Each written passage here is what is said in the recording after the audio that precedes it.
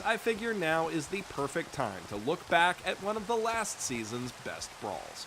Hiroaka absolutely knocked it out of the park with its second season compared to the first, with better pacing, drastically improved production values, and a lot of emotional moments for its characters.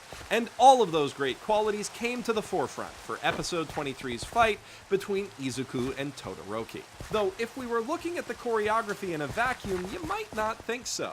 Unlike Uraraka's fight with Bakugo, which made full use of the horizontal and vertical space of the arena as well as the materials it's built from, or the insane cavalry battle, which showed off a ton of different strategies from every team, Izuku versus Todoroki is literally as straightforward as fight scenes come.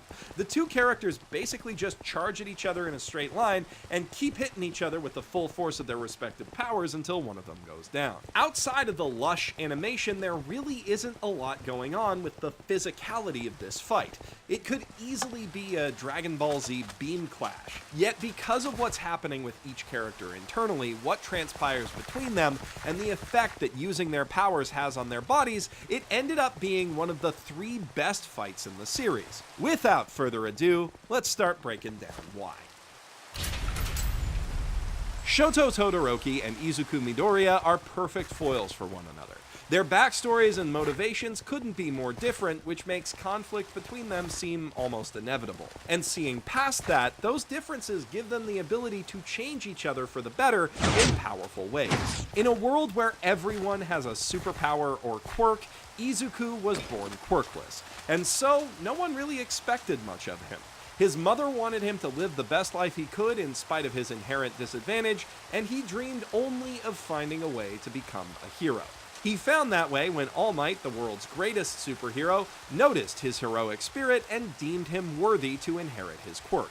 That quirk, one for all, stockpiles power over time and can be passed on from one user to another. That power is far too much for Deku to handle at first, but if he can master it, he can become the hero he's always wanted to be. However, that means that he also has expectations to live up to for the first time in his life, from his family, his friends, and his mentor. Which is pressure enough, but going into the UA Sports Festival, he's had even more piled on.